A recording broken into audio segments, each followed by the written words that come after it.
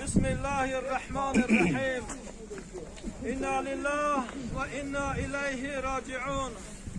ما بندگان خدا هستیم و بازگشت ما به سوی خدا هست.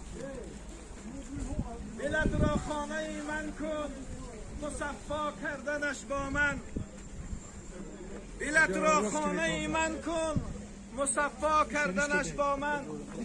بیا یک لحظه با ما باش، مدوا کردنش با ما. حضرت جناب رسول خدا صلی الله علیه و سلم در حدیث دربار بیان میکند که قبر باغی از باغ جنت یا کنده از کنده های دوزخ است و مسئله دارم با حضور این مؤمنین و با اهل دوستان و علما و فضلا و بزرگانی که از راه های دور و نزدیک آمدند و خاندان مصیبت زده عرض تسلیت و همان وعده که حضرت جناب رسول خدا صلی الله علیه و سلم وعده فرمودند که هر نفری که اگر 40 نفر نماز جنازه او را بخواند براش جنت واجب می شود. پروردگار برای برادر همان وعده حضرت جناب رسول خدا صلی الله علیه و سلم را نصیب روزی بگرداند.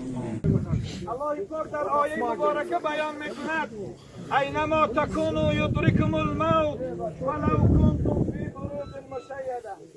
هر کجا که باشید، چه در خانه های سنگین باشید، چه در برج آسمان باشید، چه در کشتی های زیر آبی باشید، وقتی که شربت مرگ، لحظه مرگ که فرا رسید، دیگر کسی او را پیش یا دیر یا نزدیک کردش نمیتواند. اکای قربانانی شخصیتی بود که در خدمت همین ملت بود.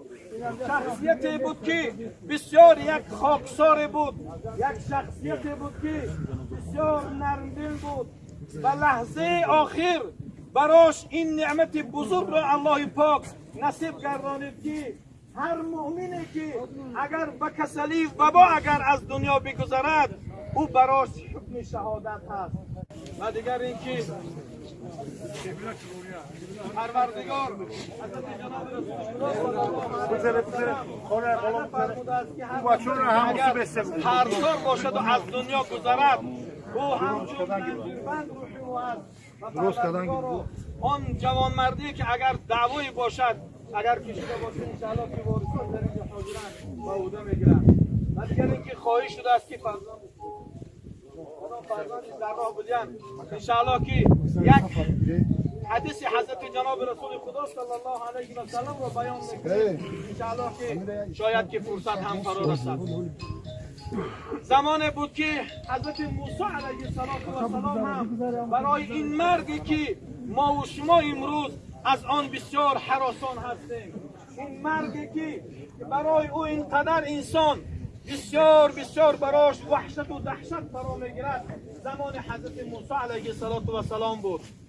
وقتی که زمان حضرت موسی بود، حضرت موسی بر بارگاه الهی مناجات کرد که پروردگارا این چه حکمت هست که این انسانی که اینقدر مکرم و معظم هست، این انسانی که اینقدر مرتبه او را بلند برداشتی، این انسانی که الله پاک بیان میکند که لقد خلقنا الانسان فی احسن تقویم، انسان را من در بهترین صورت خلق کردم.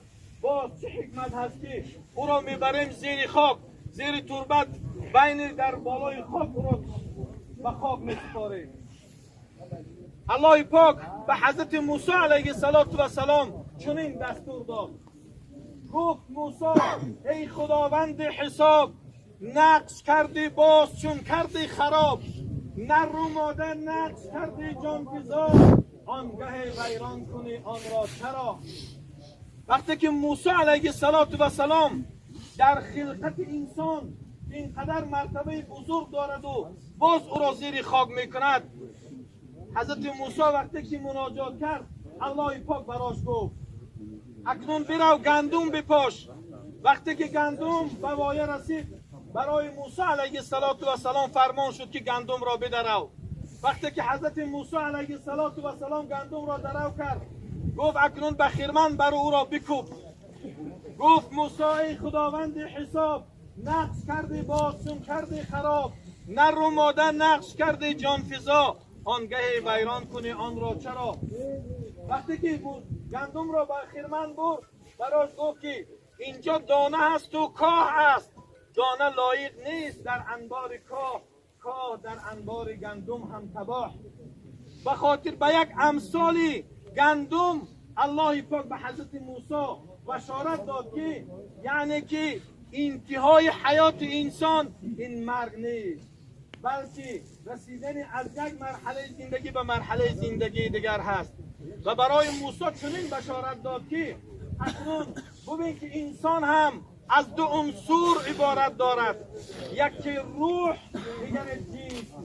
انا همین مرگ است که انسان را مثل گندمی که در خرمن میکوبیم کاه را از گندم جدا میکنیم که گندم چقدر ارزشمند میشود و کاه خوراک چاروا میشود، و مثل این هست که انسان هم به سبب کشیدن شربت مرگ انا همین از دو عنصر باید جدا شود و روح او به بارگاه الهی و جسد او در زیر خاک باقی میماند. به خاطر این مرگ برای ما و شما انتهای زندگی نیست، بلکه مرحله زندگی خود را تغییر دادن هست. بلکه این مرگ نمی شود که این را مصیبت گفت، حکای قربانانی را نمی شود مصیبت گفت، بلکه این را می شود که وصال گفت، دیدار.